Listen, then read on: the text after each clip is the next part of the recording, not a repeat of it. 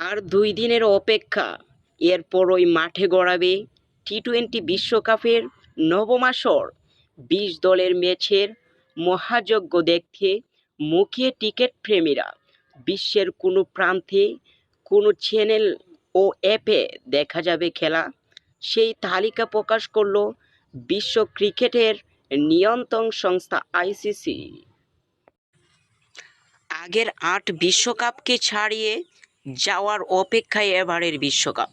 কারণ এত বড় পরিসরে কখনো কোনো বিশ্বকাপের আয়োজন করেনি আইসিসি। এর আগে একাধিক দেশে বিশ্বকাপ আয়োজন হলেও অনুষ্ঠিত হয়নি এত ম্যাচ। যেহেতু এবার সর্বমোট ২০ দল অংশ নিচ্ছে, তাই স্বাভাবিকভাবেই বেড়েছে ম্যাচের সংখ্যা। বাংলাদেশে খেলা দেখা যাবে নাগরিক টেলিভিশনের পর্দায়।